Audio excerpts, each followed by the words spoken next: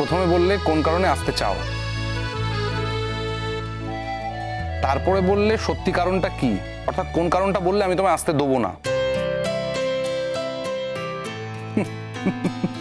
খুব অদ্ভুত।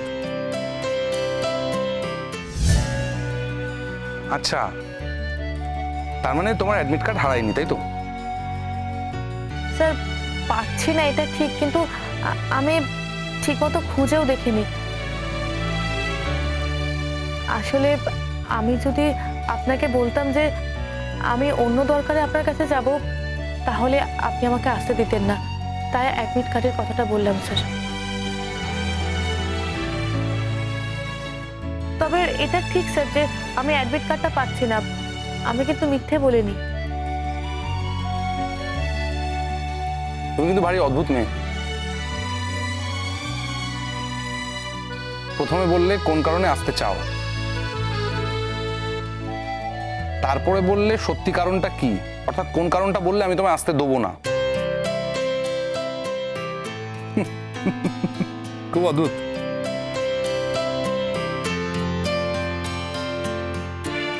স্যার আমি কাছাকাছি আছি স্যার, আমি এক্ষুনি পৌঁছে যাব। এখন? আচ্ছা, হ্যাঁ, এই সন্ধ্যাবেলা কোথায় বেরিয়েছিলে? স্যার আমি টিউশনি করতে গেছিলাম, আর আমি যেখানে পড়াতে আসি সেটা আপনার অফিসের কাছাকাছি স্যার। ঠিক আছে, চলে আসতে পারো, কিন্তু আমি তোমায় কিন্তু গাড়ি করে ছেড়ে দেবো, রাত্রি হয়ে যাবে তো। না স্যার, আমি নিজে যেতে পারবো। তাহলে আসতে হবে না, জানো তো, কেননা কথা বলতে বলতে রাত্রি হবে, এবার রাত্রিবেলা তোমাকে আমি একা ছাড়তে পারবো না। আমি তোমাকে ছেড়ে দেবো, আর আজকে এসো না, অন্যদিন এসো। না ঠিক আছে, আপনি না হয় আমাকে এগিয়ে দেবেন স্যার। এতটা কাছাকাছি যখন এসেই পড়েছি, তখন আমি একটু কথা বলেই নি স্যার। আচ্ছা, একটা কথা জিজ্ঞাসা করি, আবার ডক্টর রায়চৌধুরী রাগটাগ করবেন না তো? স্যার কেউ যদি অনধিকার চর্চা করে সেটা তার সমস্যা, আমার তো নয়।